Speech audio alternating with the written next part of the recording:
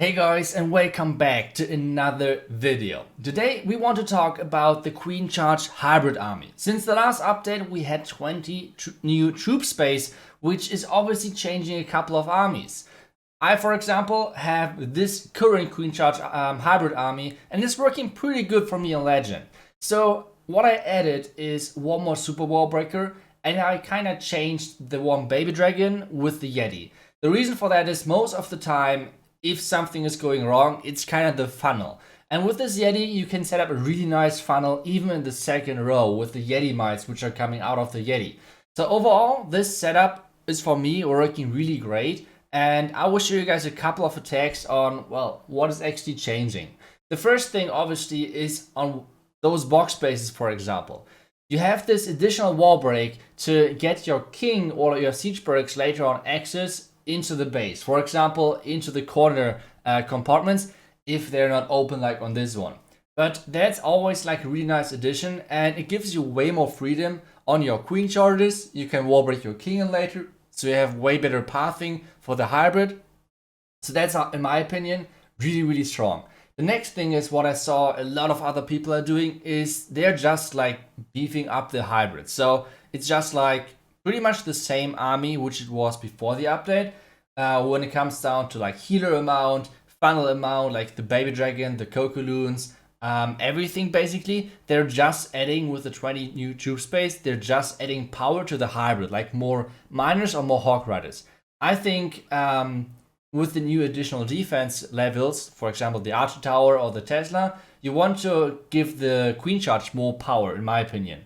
And this is what I try to do with adding like the Yeti, with adding like another super wall breaker. I feel like this is working really well for me so far. So that's kind of my approach. And this is why this is kind of like my new Queen Charge Hybrid Army and my current setup. So right now, or like the beginning of this attack was not the best. I should have frozen the whatever, like the scatter or the enemy clan castles, so I do not have to force my queen ability. Because what this did is 2 archer towers were locking onto my healers, which causing me 2 healers to die, which is obviously not the best thing. And this in the end caused my queen to die, otherwise she could have stayed alive.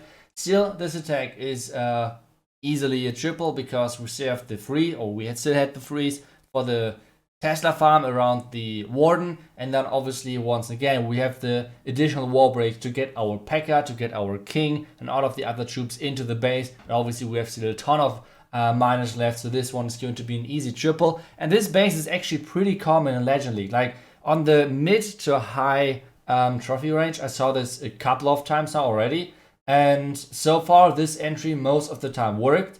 So yeah, if you're taking with Queen Charge Hybrid, you might want to try this. Now let's get to the next base. And one thing which I felt like is, or like coming back to Legend, is there are so many multi-inferno towers. My guess is that this is just to try to have a chance against all of those Lalo takers. If you guys think of like all of those top pushers, which are right now really high up there. So for example, like Boom, Ast from the alternate, or for example from Queen Walkers, which is Stars, or Klaus, for example. All of those guys are attacking with Zeb Lalo, and a lot of other people are doing that as well because they're seeing they have great success with that, and it's one of the stronger push armies. That's just how it is. But at the same time, it's not too easy to pull off. That's like for sure. But still, a lot of people are using it, and the only chance right now which you can do basically is you have the options of switching to multi-inferno towers or air expos. The reason why a lot of people are choosing the option of having like a lot of multi-inferno towers and a lot of ground expos is just the reason that I think overall the by far most used strategy is either Yeti Smash, or it's like witches, or like some sort of this. So what you need is first off multi-inferno towers versus the witches, and then in addition to that you need more ground DPS, which is really nice with those ground expos. So that's why this is the most common, I would say, setup, with like at least 3 to 4 ground expos and then 2 to 3 multi-inferno towers. This is what I'm seeing a lot. In the end, this is nice and not nice at the same time for Queen Charge Hybrid, because the ground expos obviously are super annoying to deal with, but at the same time you do not have to worry about any single Inferno Towers most of the time. So that's kind of great. So I think Queen Charge Hybrid is still in a nice spot. I don't think it's as dominant anymore as it was before the update. I think it's still really viable, everything. But I think nowadays there are better options, like army wise. For example, the Yeti or P.E.K.K.A. Smash combination, which I showed to you guys yesterday, or in general just Yeti Smash, might be a little bit stronger. And in my opinion as well, which is stronger if you can do it, is Zap Lalo. But at the same time, you have to say Zap Lalo is not the easiest strategy, because people nowadays are working on their CC placement or like their clan castle placement, which is causing you to have to use the lightnings for other buildings, which in the end is causing you to be really flexible on those things. And if you don't have the routine with this, it's really tricky to get into. So yeah, hybrid is still a good option. It's like good default options, but I think there are better ones. That's just like my feeling right now. But to be honest, I'm like since 5 or 6 days now back in Legends, so I still have a lot of things to get back into. But one thing which I can promise to you guys is that I will do more pushing again, because well, we're most likely out of the run of Worlds. So I have more time over there. Maybe we can get back into it with the wildcard voting, but let's see, that's a whole different story. So we have to wait for that one. But still, I'm kind of motivated again to like get back into pushing, at least a little bit. Obviously, won't like have every single day a new base, but still, let's see how far I can get, and let's see how good we can do. But this one's going to be the next attack, and I feel like those bases are pretty common nowadays, not only in Legend, but as well in most of the competitive clan wars, I feel like.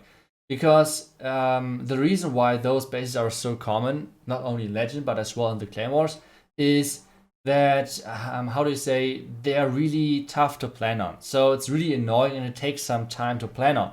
And in those competitive wars, you have like 15, maybe 20 minutes to plan. That's kinda it. And on other 3-star bases, I feel like sometimes it's easier to plan, or like to force certain plans. On those bases, most of the time, if your enemy team is not like non-stop pushing, it's really tricky to find good plans on. So that's kind of the reason why I think it's so common. And on this attack, something ran wrong as well. Like my plan was to have my queen walk into the left side, then get her into the base and everything. But I started way too early with my king and my siege barracks. This is why I had to use my hybrid really early.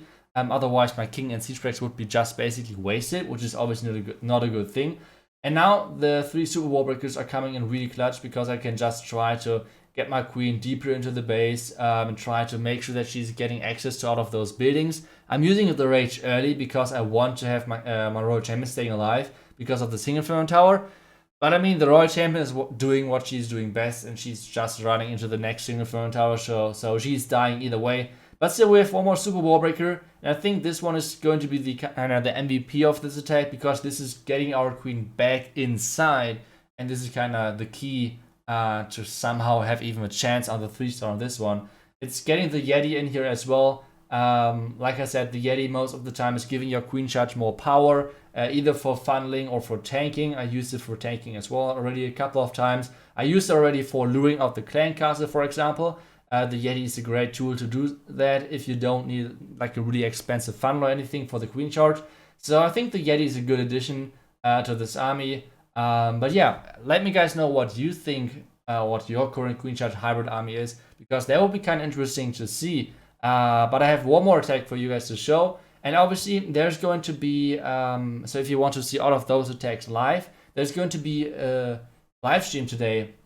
I already wanted to stream yesterday, but I completely forgot that there is right now the ESL Mobile Open EU going on. And that was yesterday, so I didn't really have time to stream. I completely forgot about that. I'm really sorry. But today there's nothing except like we are going to stream a couple of Legend attacks. We're going to stream like a nice Discord Meisterschaft match. So that's going to be the plan for today.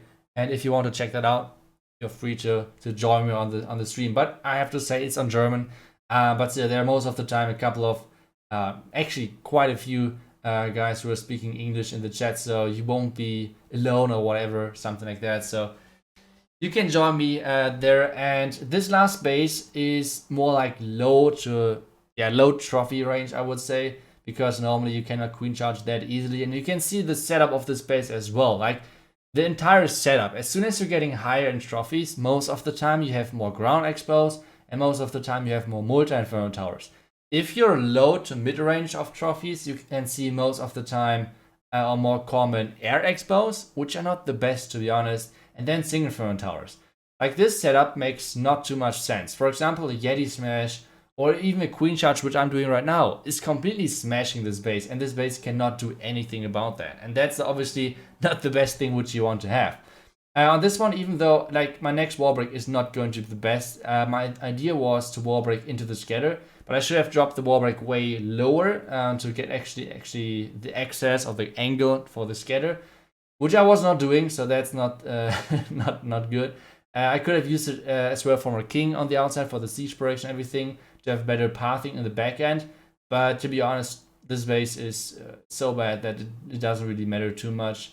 The rage in the core to make sure that my troops in there are getting the tunnel quickly, then the heal on the back end, my queen is still alive. I have the top side, like there's a huge army still going around. And yeah, this is just going to be the next triple for me. And yeah, guys, this is my current Queen Charge hybrid army for Legend. Let me know, like I said, what you guys are using right now, what the army composition is for you. I have really great success right now with this army composition. Let me know how it works for you. And well, that's already it for today's video. I hope you guys enjoyed it. I hope I will see you guys back tomorrow or even today in the evening for the next stream. Until then, see you guys and bye bye.